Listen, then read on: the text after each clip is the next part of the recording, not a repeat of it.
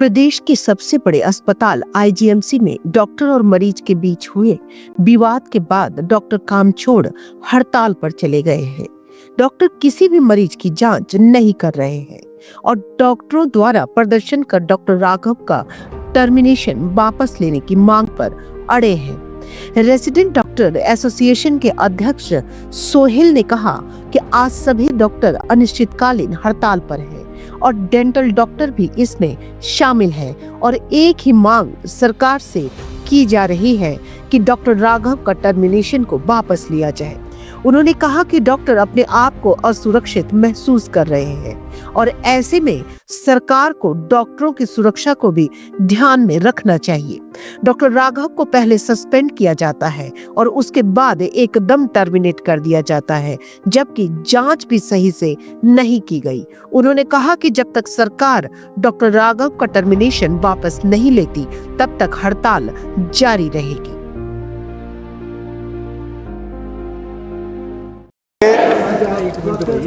अभी तक जो भी घटनाक्रम हुआ है और उसको देखते हुए जो हमारी जॉइंट एक्शन कमेटी की जो कल मीटिंग हुई थी, जो हमारा जनरल हाउस हुआ था, जिसमें हमारे सारे रेजिडेंट्स आईजीएमसी शिमला के और आरडीए टांडा, आरडीए नाहन, मंडी, इवन हमारे जो मेडिकल ऑफिसर एसोसिएशन है और इवन आज हमारे जो डेंटल कॉलेज के जो डॉक्टर्स हैं वो भी हमारे सपोर्ट में खड़े हैं। हमारा सिर्फ एक ही सरकार से आग्रह है और रहेगा कि जो डॉक्टर राघव नरूला है उनकी टर्मिनेशन को रिवोक किया जाए। धन्यवाद। देखिए, ऑनरेबल सीएम साहब ने हमें कहा है कि हम इसमें इंक्वायरी करेंगे, किंतु एक जो मैसेज हमारे रेजिडेंट्स, हमारे पूरी डॉक्टर्स जो मेडिकल फ्रेटर्निटी को गया है, उनकी रिजेंटमेंट, उनकी ह्यूमिलिएशन इतनी ज़्यादा है कि जब तक वो टर्मिनेशन रिवोक नहीं होती है, तब तक डॉक्टर्स इतना अनसेफ फील कर रहे हैं अपने काम करने के लिए कि उन्हें लगता है, सभी को ये लगता है कि जब अगर 6 घंटे के अंदर आपकी सस्पेंशन होती है और 48 घंटे के अंदर अगर आपको टर्मिनेट कर दिया जाता है और 8 से 10 साल का करियर एकदम से ही आपका समाप्त हो जाता है, तो जो 24 घंटे के अंदर किसी को टर्मिनेट किया जाता है, तो क्या उस चीज़ को उसी पीरियड के दौरान क्या रिवोक भी तो कर दिया जा सकता है? तो हमारी ये दरखास्त पहले भी सरकार से थी और आगे भी रहेगी। जी देखिए, जो वीडियो फर्स्ट डे ट्रॉल हुई थी उसमें डॉक्टर के द्वारा भी दिखाया गया है कि मारपीट हुई है और जब भी कोई घटनाक्रम होता है, मैं पहले दिन से यही बात कर रहा हूँ कि उसके हमेशा 2 पहलू होते हैं। प्रोवोकेशन क्यों हुई, इंस्टिगेट वो क्यों हुए, क्यों ऐसे सर्कमस्टेंसेस पैदा हुए। आफ्टर ऑल डॉक्टर भी एक ह्यूमन है।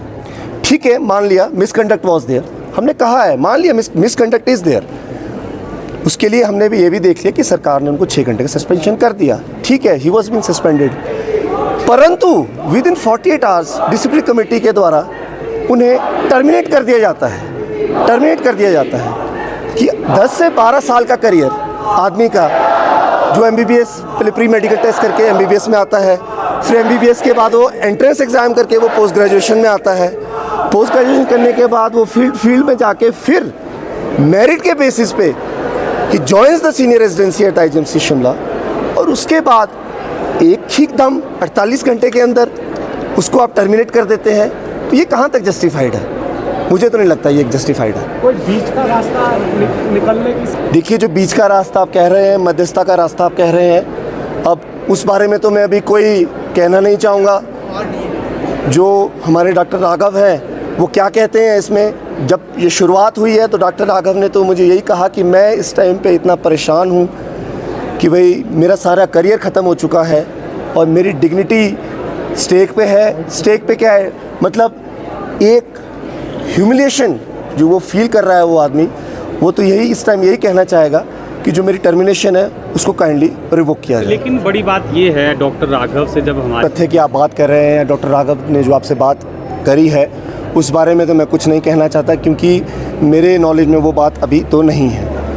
परंतु मैं सिर्फ एक ही बात ये कहना चाहूँगा कि अगर जो आप मध्यस्थता की जो आप बात कह रहे हैं, उसमें तो मैं अभी कोई भी कमेंट नहीं करना चाहूँगा। कि सिर्फ मैं एक ही बात कहना चाहूँगा, सरकार से मेरा आग्रह है कि जो रिजेंटमेंट, जो ह्यूमिलेशन जो हम लोग फेस कर रहे हैं, जो हमारी पूरी मेडिकल फ्रेटर्निटी फेस कर रही है, काइंडली अगर वो सिर्फ एक ही तरीका है उसको कि आप हमारे डॉक्टर राघव की टर्मिनेशन को रिवोक करते हैं। इससे आपको लगाज नहीं मिलेगा, आपकी स्ट्राइक कंटिन्यू रहेगी, इससे तो कहीं ना कहीं छवि आपकी और ख़राब होगी। कोई आपको नहीं लगता?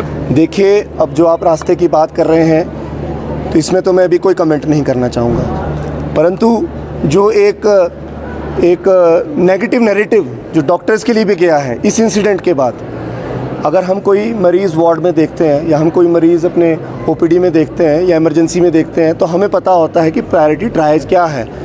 अगर कोई मरीज़ हमें आके ये बोलता है कि हमें पहले देखिए जी, आप हमें पहले देखिए वरना हम आपको टर्मिनेट करा देंगे, तो एक तरह का इतना अनसेफ एनवायरनमेंट डॉक्टर्स के लिए पैदा हो चुका है कि इस अनसेफ एनवायरनमेंट में काम कैसे करेगा doctor after this harsh decision.